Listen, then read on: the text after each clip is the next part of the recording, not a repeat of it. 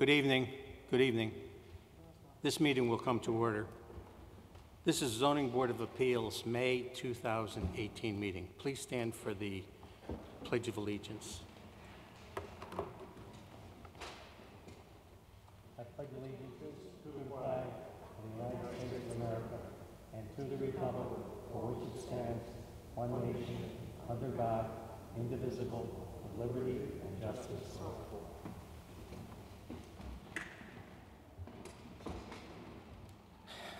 Okay, roll call, please. We're missing a few people this evening. Mr. Vecino, Mr. Soda, and Ms. Ferrante had all advised that they will not be able to attend, and I have not heard from Mr. Casey. With us tonight, Mr. Hirsch. Present. Mr. Dubois. Here. Mr. Chizola. Here. Ms. Valaquit. Here. Thank you. Okay, thank you. Also present, Meg Green, our recording secretary, and Stephen Harris, our zoning officer. John Vecino is a member, and he is not here this evening, so Mr. Hirsch, will you fill in for John Vecino tonight? Yes, I will. Okay. Sarah Ferranti is a member, and she will not be here today. Mr. Dubois, you'll fill in for Sarah, please? Yes, of course. That is it. So there's 4 of us this evening. You need 4 votes for your application to be approved. If you feel there's anyone here on this board that might be a conflict of interest to your application, please let us know. So I guess that's it. We have everybody seated. Okay, item number 1 on our agenda, please. 40 Crabtree Lane, MBP 12-62-2, R7.5. Robert Farakis applicant, represented by Danielle Berkery Esquire, RMF Builders, LLC, owner, appeal of zoning permit dated 10/24/17. Mr. Chairman? Yes. Just as a reminder, there is, if the board is inclined to wait until June, the board could vote on this item in June if it so choose. Okay. Are most of you familiar with these hearings? Mr. Hirsch, you were at all of them so far, correct? Yeah, yes, I've been at all of them. Okay. Mr. Dubois? Yes, I've been here for all of them. Okay. Ms. Valaquit, I believe that you were new on the board, but you have looked into it and you know all the situation. So. Yes. So you do. Okay. Mr. Chairman, Chrissy would need to affirmatively state on the record that she's familiar with all of the material for 40 Crabtree.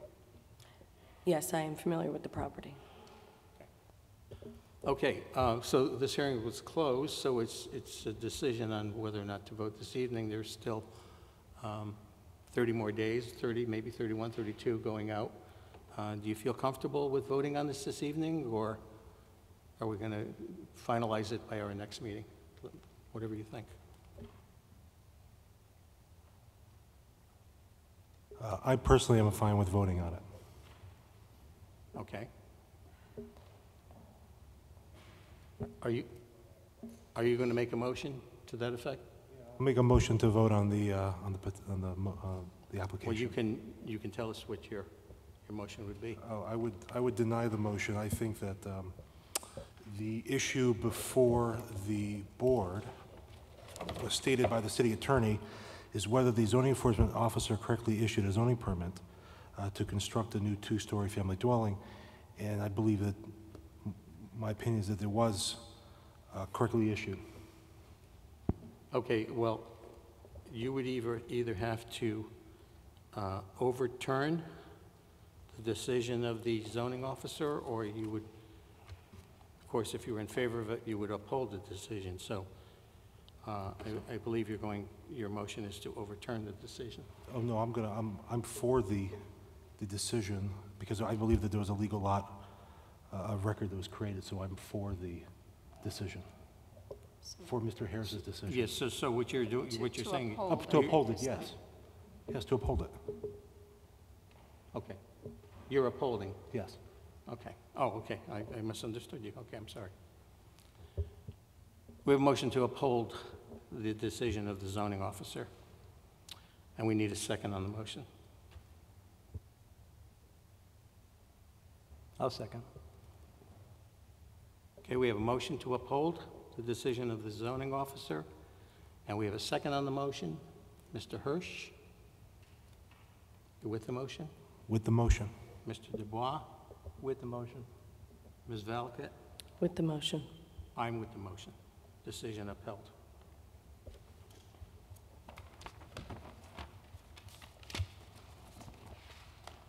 Item number 2. 1A Seaview Avenue, MBP 6-84-45, R10, Sabato Fiano Esquire for Laurel Sands Condominium, owner and appeal, cease and desist order dated 8th of February 2018, fence and hedgerow allegedly violating Section 4.1.7 and 4.1.73. Is there anyone here for item number 2? Anyone here for item number 2? Mr. Harris? Mr. Chairman, I've been in communication with the parties, and they're working on a solution to this problem, and they have asked to have this hearing continued until the June meeting. Okay, we'll just continue this? We don't need a motion on it or anything, do we? No. Okay. Okay, item number 2 will be continued till, let's see, this is May, till June, next meeting. Okay, item number 3, please.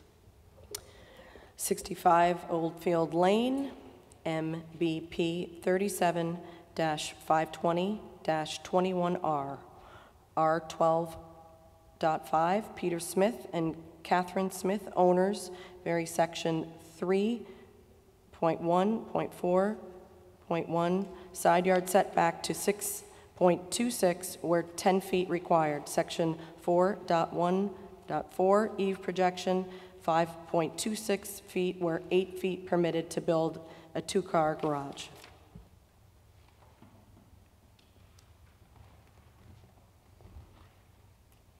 Good evening, Mr. Chairman.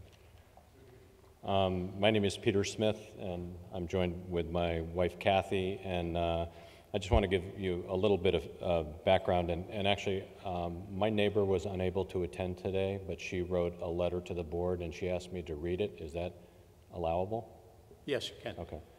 Why don't you do, your presentation, and then And to read it afterwards? when I ask whoever else is in favor, Got it. you can read that, okay? Sounds like a plan. Thank you. Basically, my wife and I purchased this, our home the end of last year. And when we had purchased the home originally, we went and looked at the lot. We clearly did the measurements, and I actually have a couple of items that I'd like to share with you in terms of how we decided, or how we thought, we had assumed that we would be able to construct a 2-car garage on the property. What I'd like to do is just hand these out to you, if that's okay. Please come forward.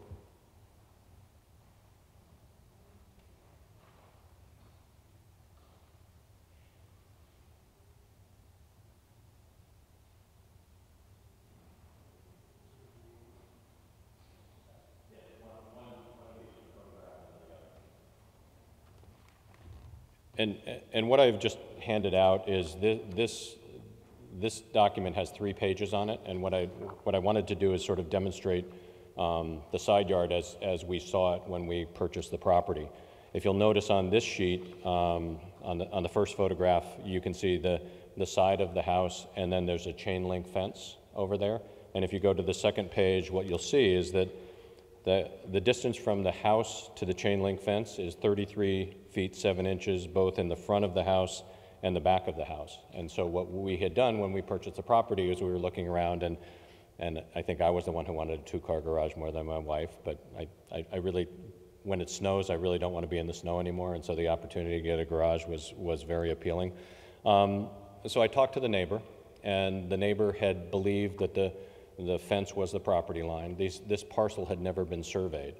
So I went ahead and got a survey done, and when the survey came back, what it showed is that, in fact, this fence is not the property line. I mean, interestingly enough, when I shared the survey with my neighbor, she was worried that her fence was on my property. In fact, it was skewed differently. That fence has been there for about 20, 25 years. So this document, the second page that I showed you, is what we had attempted to do. Is I had asked the architect to try and find a way to create a minimal intrusion into the setback lines. And so what you see in front of you is the red line is the property line. You'll notice that the back corner of the garage intrudes into the 10-foot setback. So what we've tried to do is minimize the intrusion into the 10-foot setback.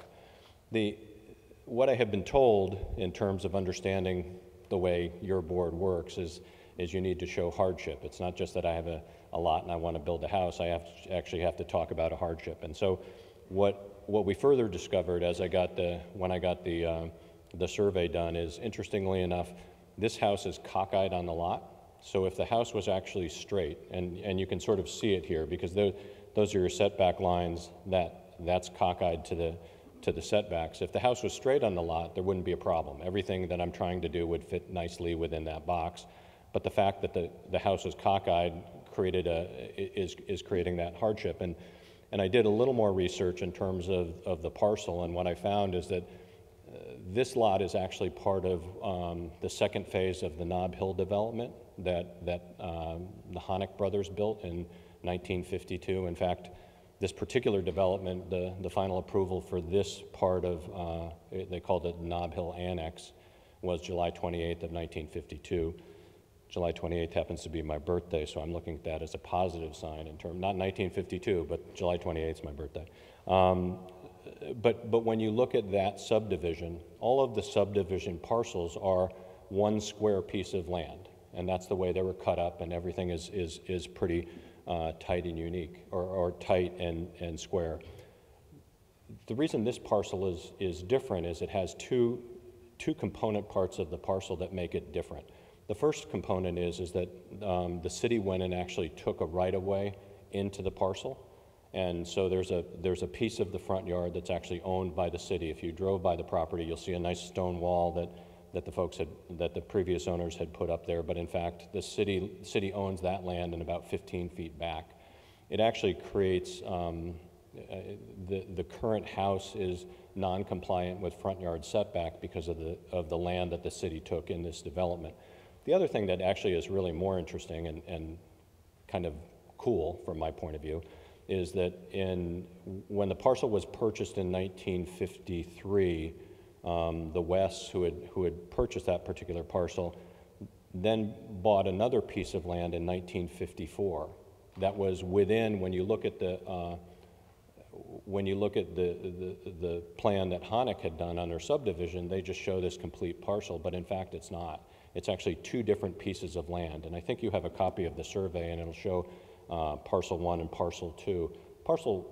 The well lot, as it's described, is actually an original well from the early 1800s, and that well was actually attached to the property across the street. And those of you who remember Cadley Farm, it was part of the Cadley Farm property. But before that, it was part of the Merwin property. And I actually have, what I wanted to do is provide you with the deed and a picture of the plot plan.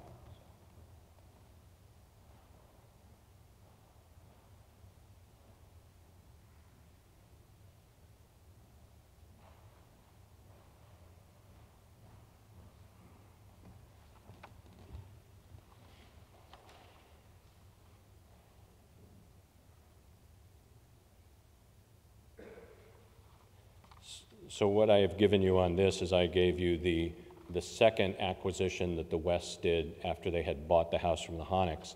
And this is from John Cadley, and you'll note that it's with the well therein. I actually did some research all the way back, and this was the well lot for the Merwin property. The thing that also I learned when I did this search is that if any of you happen to be descendants of Harry Merwin, then you have the right to come on my property and draw water from the well. So I found that rather interesting. But this parcel, so you had, the uniqueness of the parcel is that the front yard has been skewed or cut into, but the well lot is this other square on the parcel. And when you look at the lot 7, which is our lot, I've highlighted lot 7, but I've highlighted where the well lot is. And I think some of those actions may be the reason that the house is tilted. I mean, I don't know, because I wasn't alive in 1952, but I think that's some of the things that I've been able to find.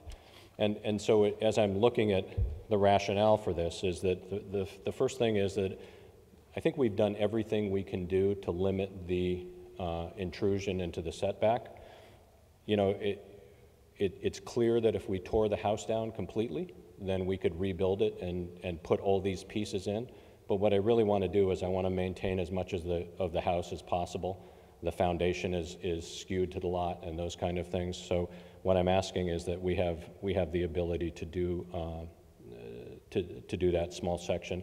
I've checked with all my abutting neighbors, and I actually made some accommodations to the neighbor that's directly next door. She wanted the door not put on the side, but put on the back, because she has this big Doberman pinscher that every time you come out, they start barking.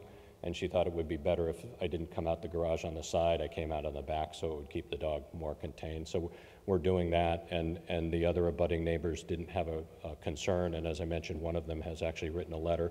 Then my wife and I actually canvassed the neighborhood and knocked the doors and attempted to explain what our plans were, and I sent your letters out clearly, but in addition to sending your letters out, I also sent our own letters out to the folks that we hadn't had an opportunity to talk to. I mean, this is a neighborhood that I actually grew up on Nob Hill Road, so it's a neighborhood that I've lived in. We currently live on Gulf Street. It's by the beach. This is just a wonderful part of our town, and what we're trying to do is take a house that was built in 1952, had a single owner for that entire time. We actually bought it from the Wests, who were the original owners, and modernize it and update it and do those kind of things. But we're very cognizant in terms of not doing anything that would disrupt the neighborhood, but would only enhance the neighborhood. Okay, thank you. Any questions for this gentleman? You have a question, Mr. Hirsch? Is there any way to construct the garage in a way to avoid the setback issue? We tried that. What ends up happening is, and this is the best example that you can see when you see this.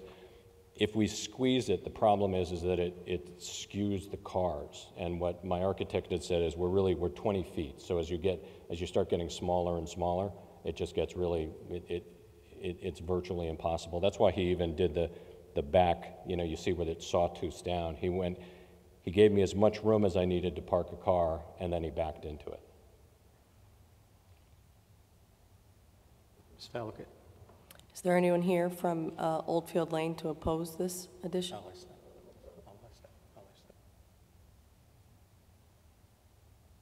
Okay, any other questions for this gentleman? I have a quick question. The neighbor who was in favor, what's her name? Because I got a He didn't get to submission. that yet. Patricia Marola. Say it again? Patricia Marola. Okay. Okay. Thanks. Okay. Would you like to read that letter into the record? Could I do that now, or do you want to? The only reason I was bringing it up is because if I wanted to acknowledge that there had been a letter in favor, and I didn't want to duplicate if that was the neighbor you were referring Yeah, to. that is. Yeah. All right, anyone else speaking in favor? If not, you can read that letter in, sir. Okay, it's pretty short, so. Dear members of the board, I've received notice of the May 8th hearing regarding the variance requested by Peter and Kathy Smith of 65 Oldfield Lane. Unfortunately, I will be out of town on business the night of the hearing, but I would like my testimony added to the record. My property abuts the Smith's property. I have lived in my house, in my home for almost 16 years.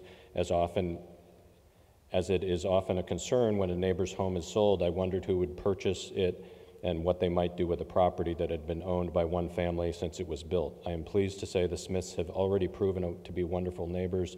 They have reached out to me and other neighbors, introduced themselves, get to know those who have lived here for a while. They have shared their ideas on the property and have been very accommodating, making sure to keep us regularly updated about the plans. I believe the proposed renovation will be a tremendous enhancement to the neighborhood.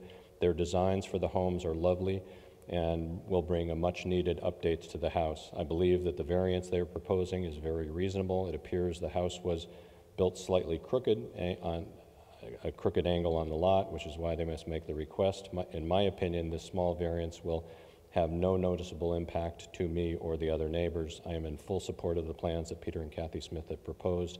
I hope the board will feel the same way. Thank you for your time and consideration. If you have any questions or need additional information, please do not hesitate to contact me, Patricia Monrola.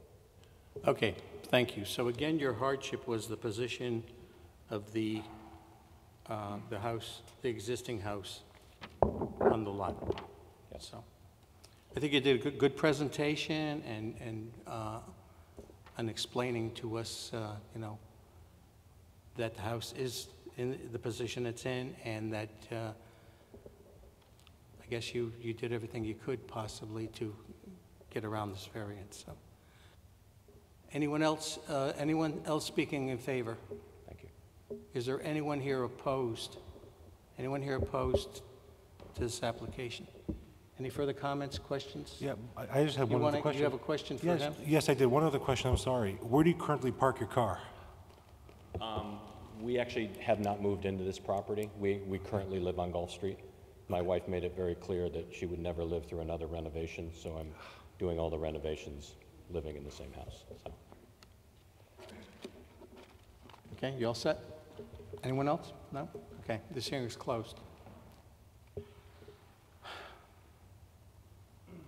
I think the hardship is the position of the house on the lot. Like he had said, if it was squared away. And if they did take the house down, I think what they're going to do with the house is probably fit into the neighborhood a lot better. It is a variance. I don't have a problem with it. Any other comments? Or we need a motion? Motion to approve. I'll second. The reason being the irregular shape of the house. The reason being the irregular shape of the house. We have a motion. We have a second on the motion. Mr. Hirsch? Second with the motion. Mr. Dubois? With the motion. Ms. Valiquette? With the motion. I'm with the motion. It's approved.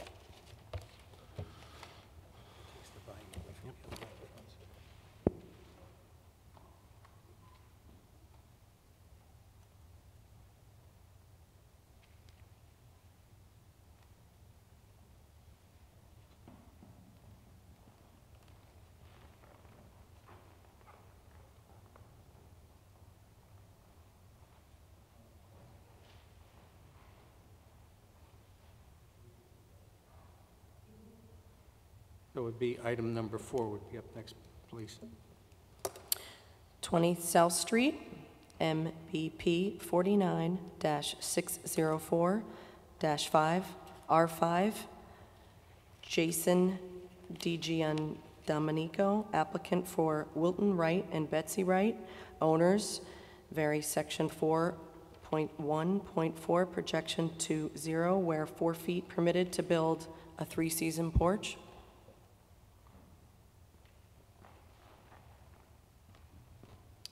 Good evening. My name is Jason DiGiandomenico. I work for Building Concepts, and I'm representing Mr. and Mrs. Wright.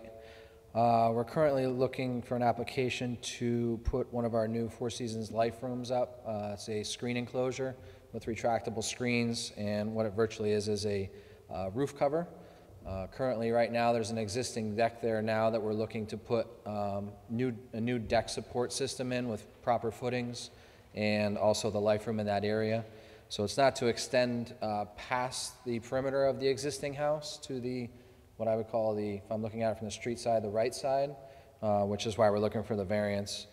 The way the house is positioned is the house is currently on a non-conforming lot, so right now it doesn't meet the current setback, as I think it's right up against the current property line. And where we're putting the roof line, where it's going to attach, is going to be basically perpendicular with the side of the house. the posts where the footings would come in will be inside of that, so, but the roof actual cover will be a little closer. I do have some pictures of the type of structure that we're putting up.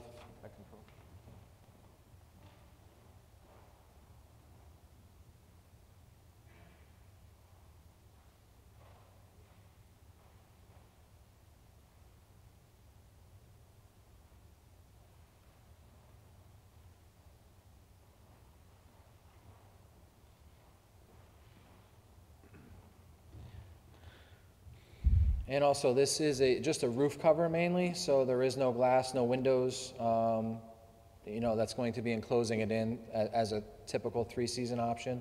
We don't really know how to classify this because this is one of our newer type of structures. So we're calling it a roof cover with retractable screens. Okay, you're all set with your presentation, okay. Is there a patio there right now, or a deck? What's back there right now? There's an existing deck, that's correct. A deck?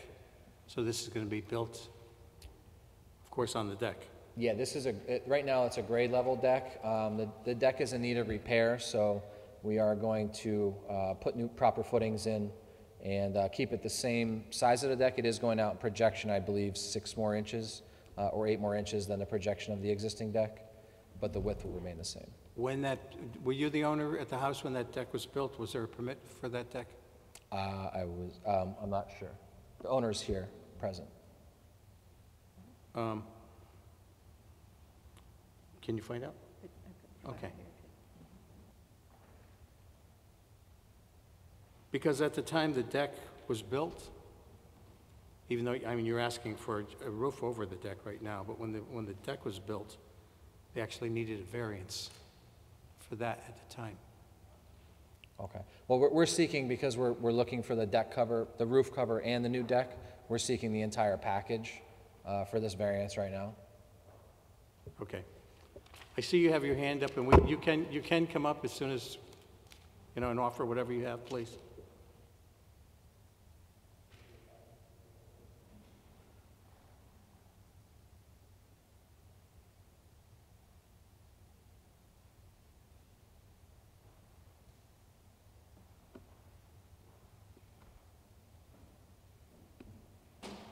Okay, you know what I can do right now? I'm assuming you're in favor, of course. Why don't you come up, if you would like, and you can speak.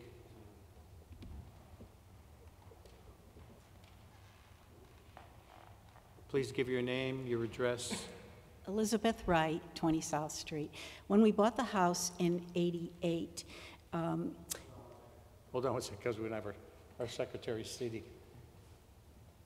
She has to take our notes. oh, okay, You can? Okay. okay. Go ahead, continue. We bought the house in '88, and the previous owners had done quite a bit of work on it.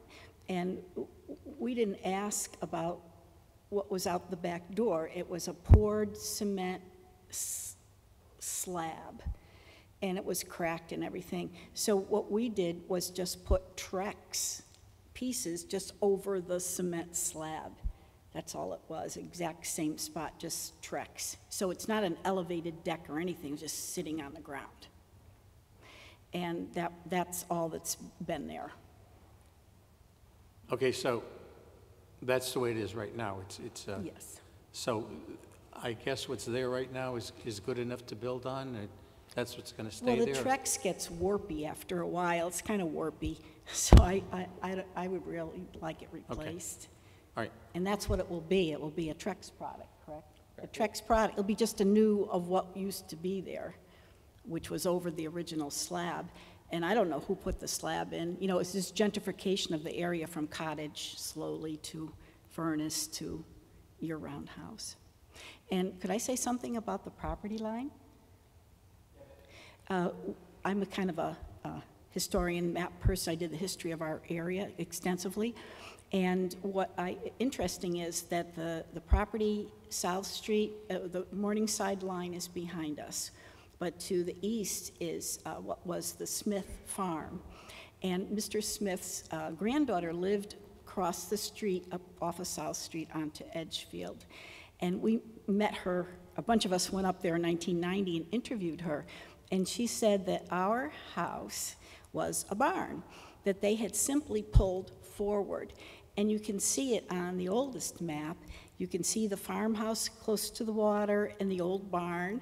And you can, and then the next year, like 1911, you can see all the property lines, but the barn was just pulled forward right on the line. And we were fortunate enough to have a double lot that was preserved. They're skinny, but they're adequate. And the other thing was that Ms. Smith said to us, who the heck would build there anyway? That whole hillside is nothing but springs and water. And she was right about that, so in our experience. But, you know, there was no zoning back then. You just made your lot lines on the street, and whatever happened, happened. And I could see it up and down the street. What was built there was not within the original lines at all. And I think that's what happened to our house as well. Okay, so you're saying the house that's there was a barn once upon a time, and Was what? was a barn once upon a time, and the house That's was what built? Miss- that's what So Miss- it's that same footprint has always been there? No, the barn was back further. They just pulled it forward. And when they pulled it forward, it's right on the line. Yeah. Okay. Mr. Harris, if there was a deck there, let me think, what's the question I was going to ask? And if we don't have a permit for that particular deck, should that be part of this asking right here in this variance? Because right now we're asking for an enclosed three-season porch. Should we be asking for a deck as a variance before we get the porch? Well, first, let me walk you through the file a little bit. There's nothing in the file, there's no permit for either a deck that hugs the ground or a slab for a patio. If it's poured concrete patio, that would still have to be 4 feet from the lot line. And it's right on top of the lot line. So whoever poured the patio put it too close to the lot line. Putting Trex over the patio ordinarily would not be any kind of a big deal, except for whoever poured the patio poured it too close. So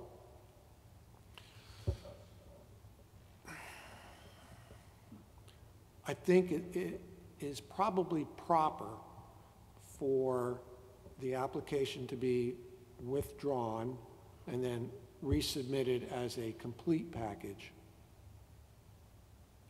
May I just interject 1 second, though? So we haven't given any proper building files because, for instance, we wanted to see if we can get the zoning approved first. So when we put the new deck in, there's going to be deck drawings, the footings, and the roof cover. That's all going to be submitted at the same time. So, but the deck is not going to break the footprint of exactly the size that we're looking at right That should have been the ask this time around. So in other words, the request should have been to build a deck, you know, on top of the lot, inside the setback that has this retractable roof and all that. But it was proffered as, we have this footprint on the ground already, we're just putting a roof over it with sliding windows. So the ask doesn't match up with the reality on the ground.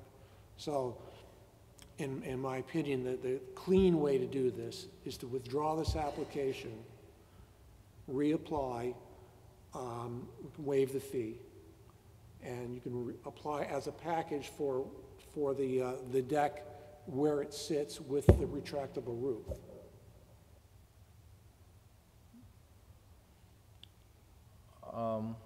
Okay. If I were to state that we were putting, I mean, so even if we were putting on the existing deck and adding footings and supports on it? The fly in the ointment here is the fact that there is this deck patio that appeared without a permit, and it's inside the setback. Okay. So that alone complicates everything. Okay. So it's not a matter of just putting a covering over it. We have to legalize the deck/patio as well. Okay, and we can't, in essence, we can't add that to the existing application? You can't change the application midstream. Okay. So right now, currently, the application has the roof cover going on what? The application is for the roof covering for something that's already there. Okay.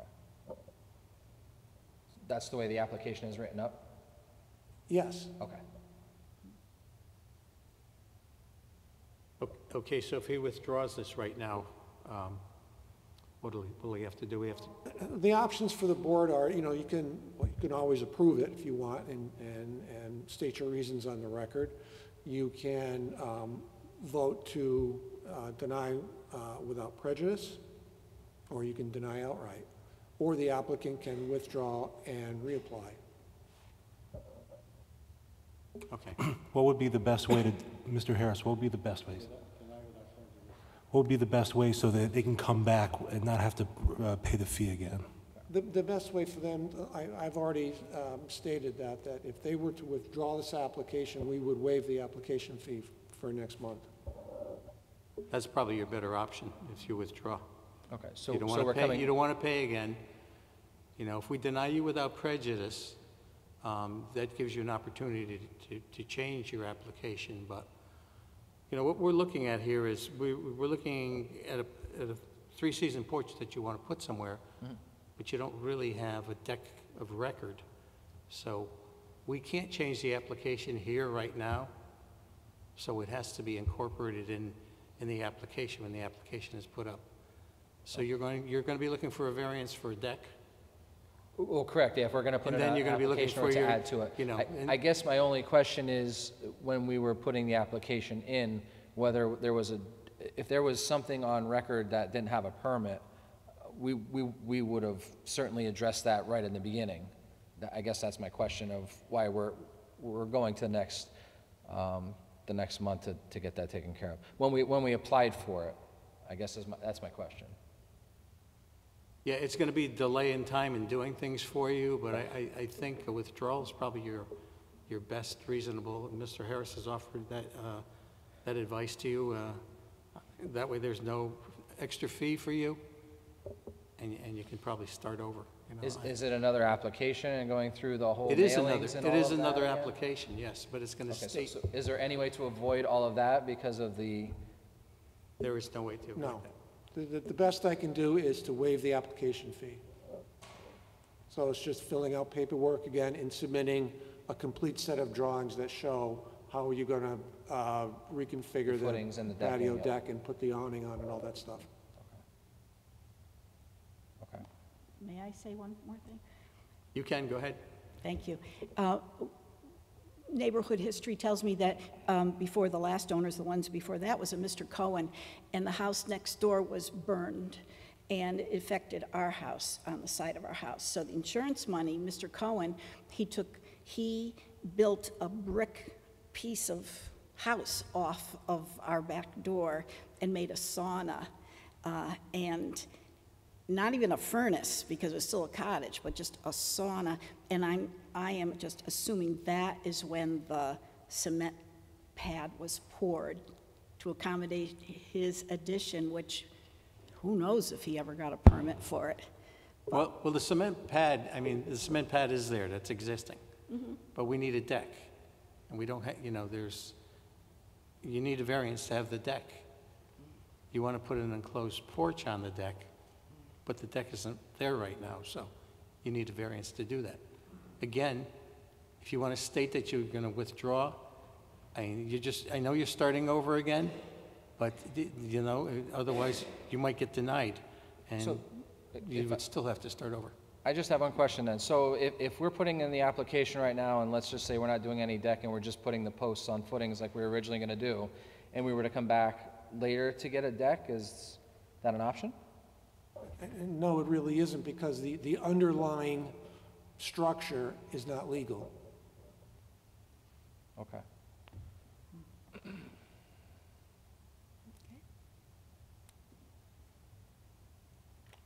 want to withdraw it then? Yeah. Okay. So we'd like to withdraw then.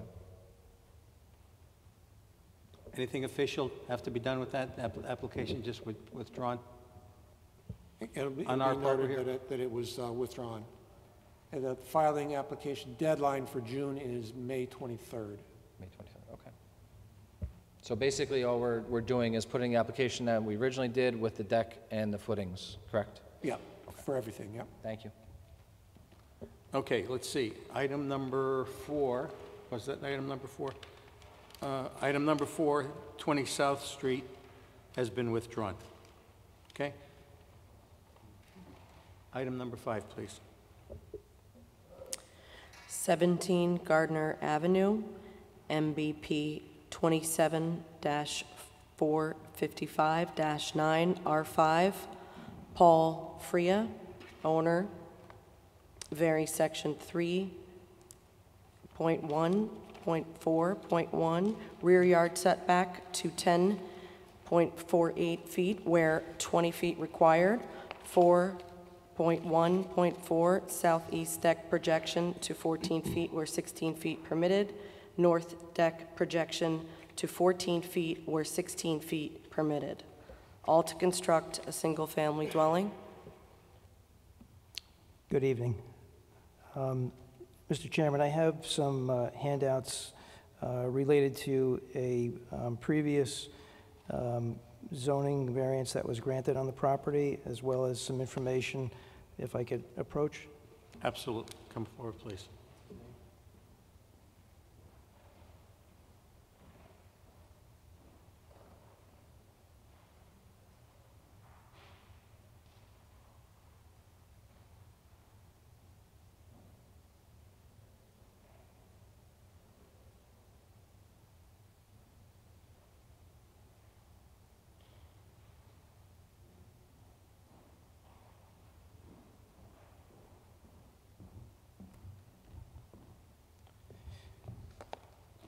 If I could give you a little background on the property. The variance, there was a variance that was granted, a rear yard variance, very similar to what I'm asking for this evening. That was granted in 2015. That's the handout. As well as I gave you a list of, and the map of variances in the neighborhood that are consistent with the one that I'm seeking here. So I'm essentially seeking the same rear yard variance that the board had granted in 2015, which is a variance to 10.48 feet where 20 was required. The reason I'm here it primarily is because of the newly proposed house is in a different location than the one that was proposed in 2015. In addition, I'm also seeking 2 deck projections to 14 feet where 16 is required. The hardship is now is the same as it was when it was noted in 2015 meeting, which was the shallowness of the lot, and was presented at the time because of destruction of an original home because of Storm Sandy. The prior approval was for a dwelling that was actually in an area of lower elevation, and it was located closer to the tidal wetlands, and it would have required state approval. So throughout the lot, there's a 2.9 elevation line that runs through the property, and the home in 2015 was proposed to be in that area. So what I've done is moved the home to the highest portion of the lot, the higher elevation of the lot, and so then it takes it away from the tidal wetlands, and it creates a larger side yard, thereby leaving an area closest to the tidal wetlands and the coastal jurisdiction line undeveloped. Another benefit is that the new location helps to mitigate the risk of flood to the home. Now, when I spoke to Jeff Ciola at the DEP, and he reviewed the survey and informed me that as long as the home was built where it was indicated on the site plan, in the higher elevation, that application to the state was not required. As indicated on the site plan, the home was designed specifically to stay within the higher elevation area, away from the tidal wetlands. And the home will be of similar size and conformity to recent new construction development in the neighborhood as well. The footprint of the home, as proposed, is only slightly larger than the home that was proposed in 2015. And I did that to keep it within the higher elevation area, build a smaller house, a smaller footprint for the house, and to keep it away from it's more more environmentally friendly to the site itself and to the surrounding marshlands.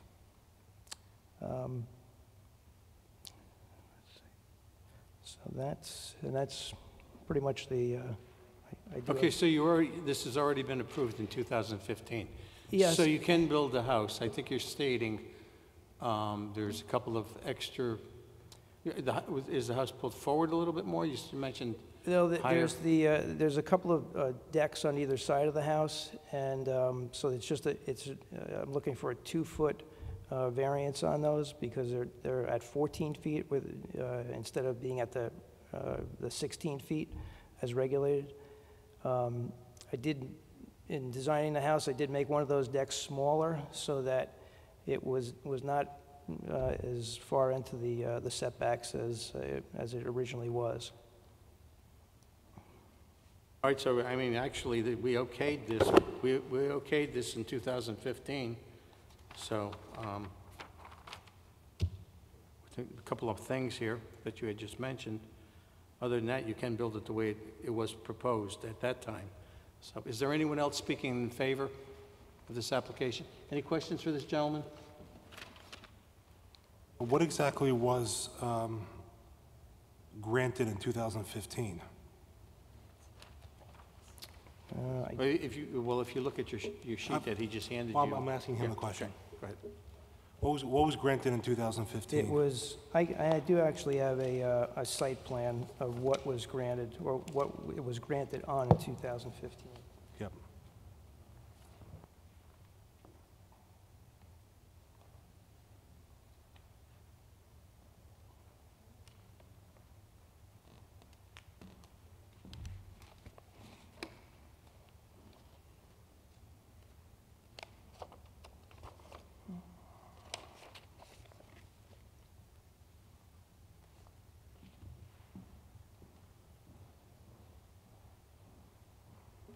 He's asking the question right now, so if you would go to him and talk into his microphone, please.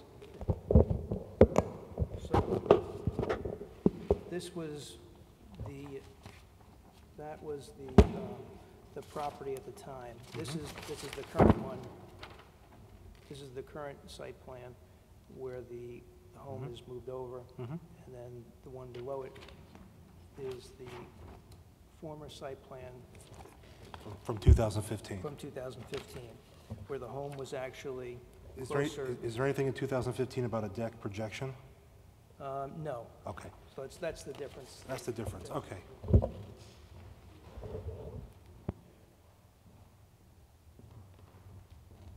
I just want to be clear that we're being asked to do more than what was asked in 2015. Absolutely. Okay, that's all. Sure. Any other questions for this gentleman? Okay, is there anyone else speaking in favor? I think I asked that. Is there anyone here opposed? If you're opposed, come forward.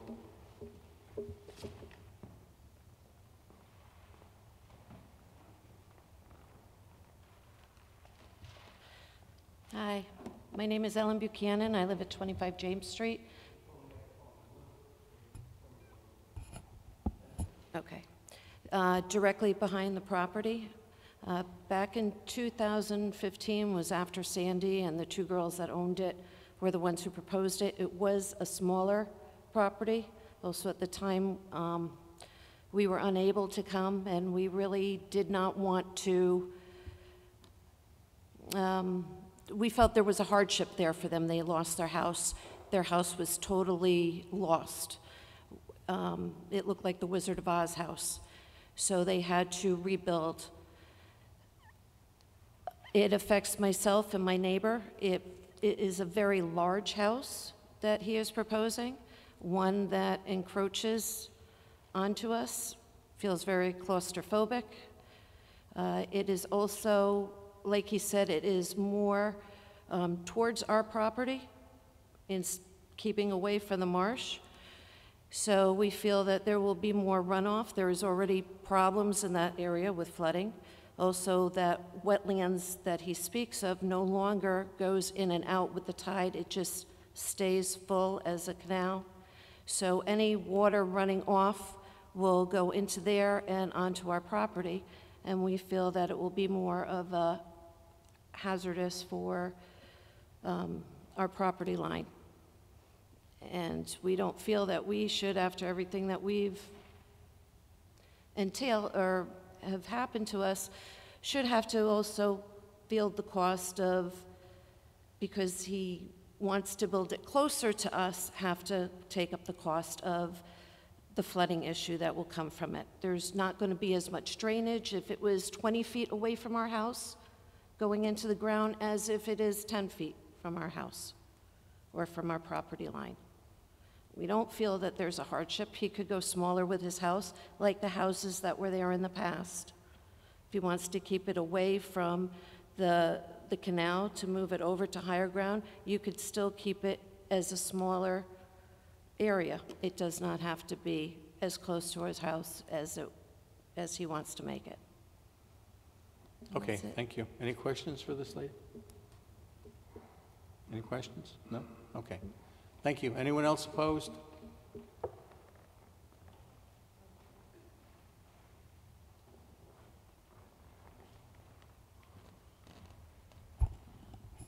Good evening. I'm Michael Howie. I live at 21 James Street. I am neighbors with the Buchanans. I share some of the same concerns. Unmentioned, I believe, is privacy.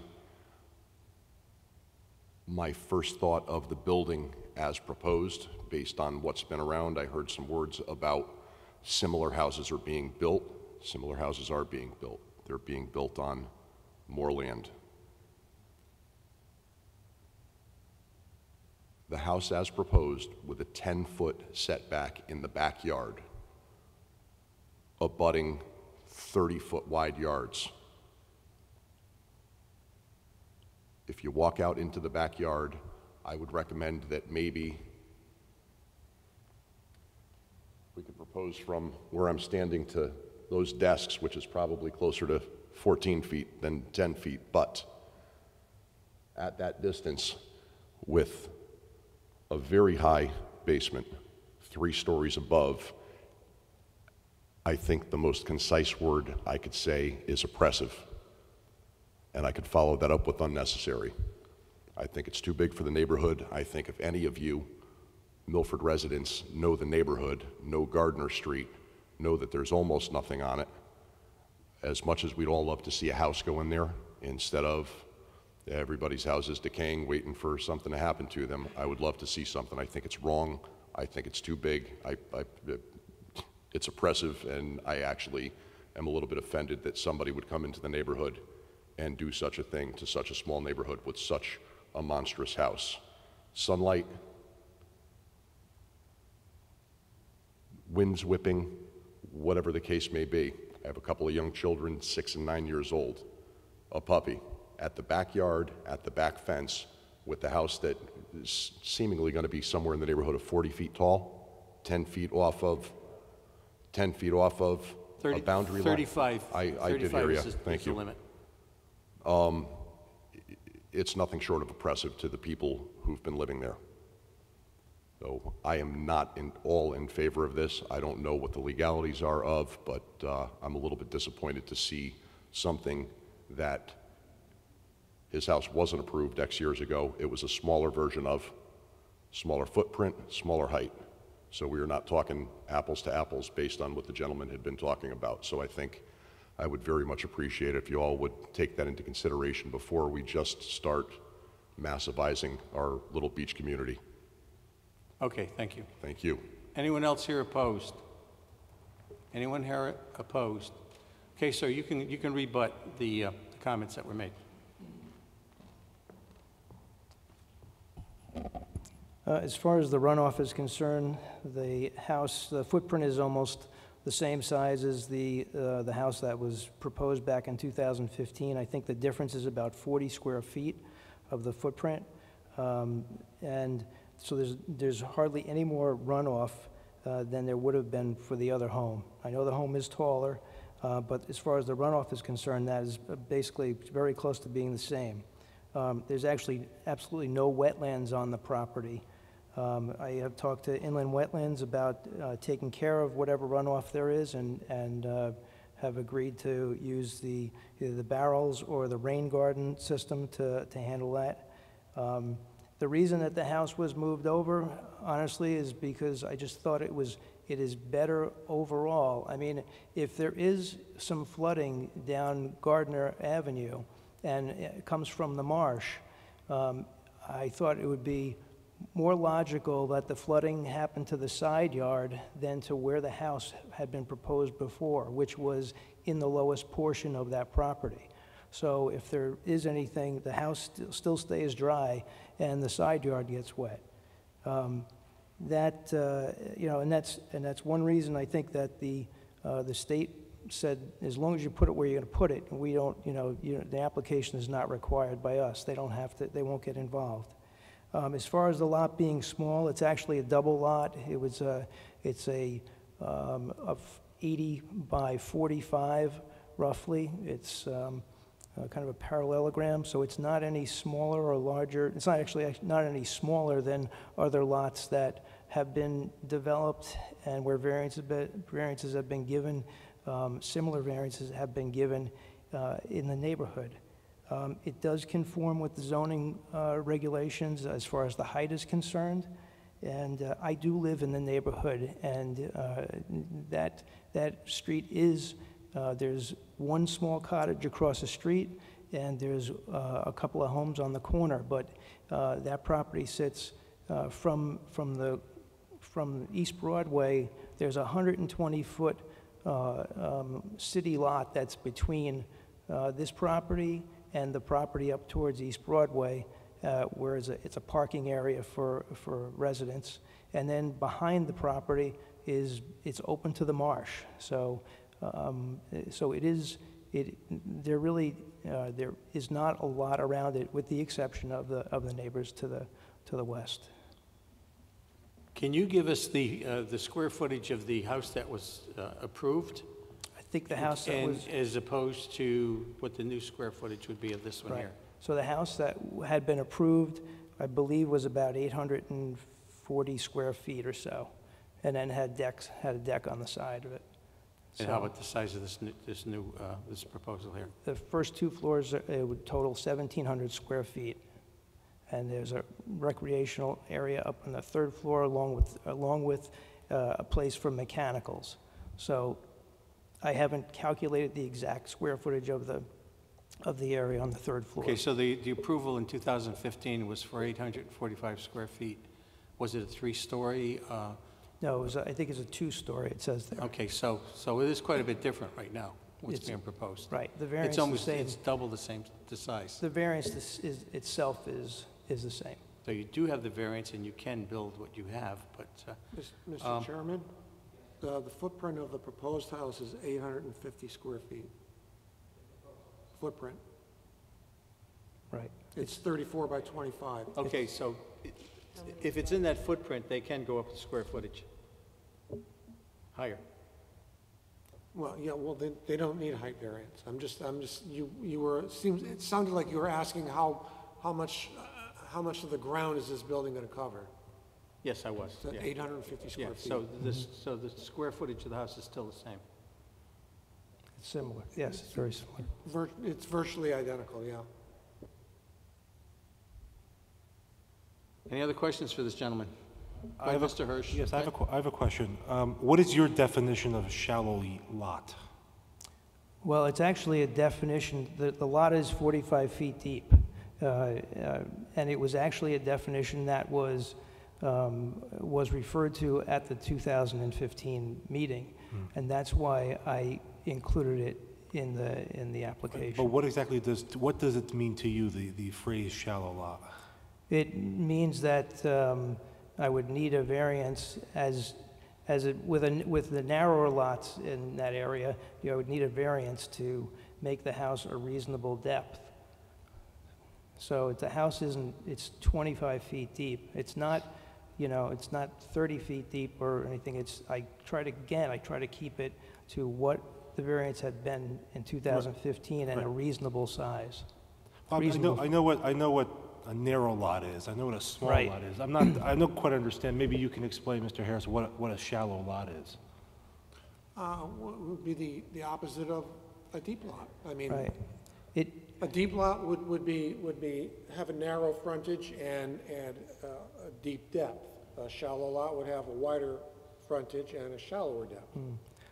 A lot of the lots in the area are maybe 30 feet wide and 80 feet deep. And I know they come in for the side yard variances because to try to put a house on that, you'd wind up with a house that's 15 feet wide. It's very similar to what would happen here. So I'm not asking for any side yard setbacks. I'm just asking for a rear yard setback because of the again, the configuration of the lot. Any other questions? Okay, none? Okay, this hearing's closed. Okay. Well, as we talked about, there's already a variance. They can build a house there. That was given. But The a only- different the type only- of, but a different type of house. Hold on. The only other thing is, he's asking for, he's in the same footprint. I don't know what else he can do here to change it. If you thought there were some other changes here, you could deny this without prejudice and hear it again. Otherwise, we either approve it or deny it, so. Go ahead, Mr. Hirsch. I mean, when it was approved 3 years ago, it was based on the building of a two-story house. So it was a different, yes, it's the same footprint, but it was a different configuration of the structure, which may have factored into the decision calculus of the board at that time. Now we're going up a level. Okay, so, go ahead, Gary.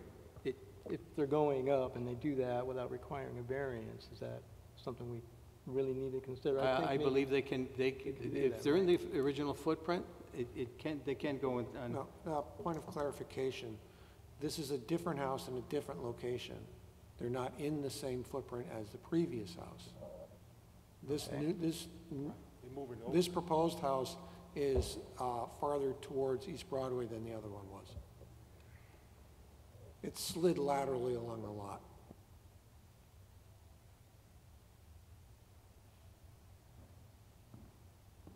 You have a question?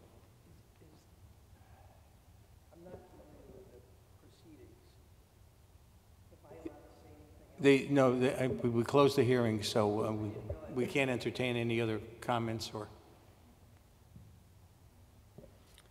I have a question, Mr. Harris. What was granted in 2015, they can keep the 850 square feet footprint, and they do not need the variance to add a third floor? No. In 2015, they got the previous applicant got a rear yard setback variance. And this applicant doesn't need a height variance because he's within the maximum allowed.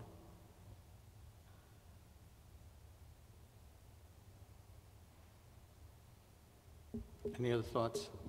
Go ahead, Yes, I think there's still some question on the projections for the decks that could be maybe modified.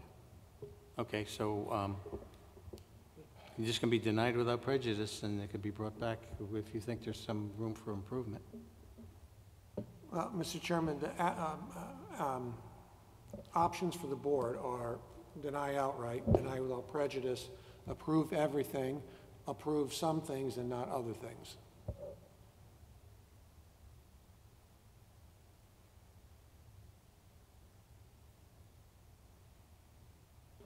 Okay, you understand that? You can approve this if you don't want to approve the new deck projections.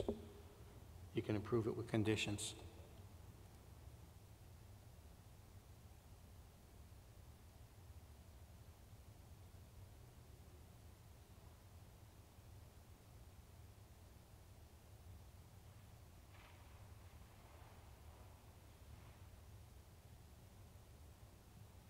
Mr. Chairman, comments between board members should be audible, Okay. so they can be picked up on the She had a record. question on the deck.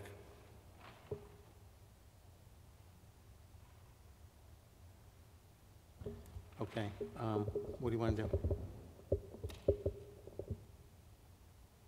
Think that you want to deny without prejudice? They already had a variance granted to allow the rear yard setback. He can build whatever he has right now, Yep, period. yep.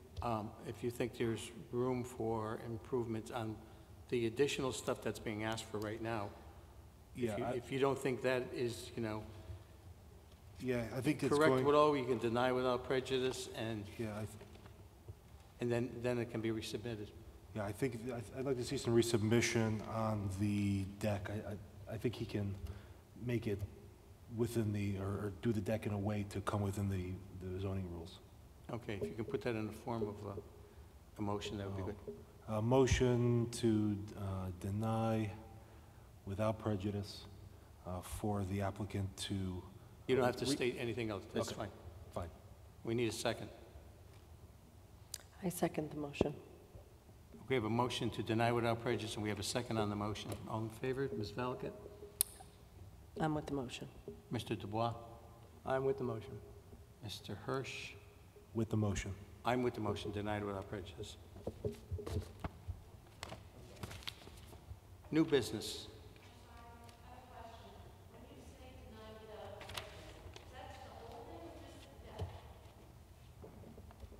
It gives him the opportunity to come back and propose this again. It's not denied. It's not denied.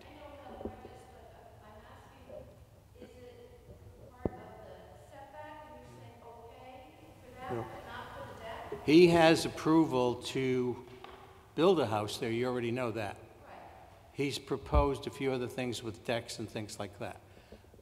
Mr. Chairman, maybe I could clarify this. What the board just did is they denied this entire project, but they granted the applicant a waiver to reapply at any time.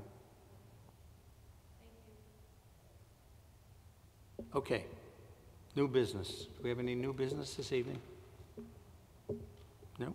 Okay, old business? None? Staff update? Okay, the staff update, no?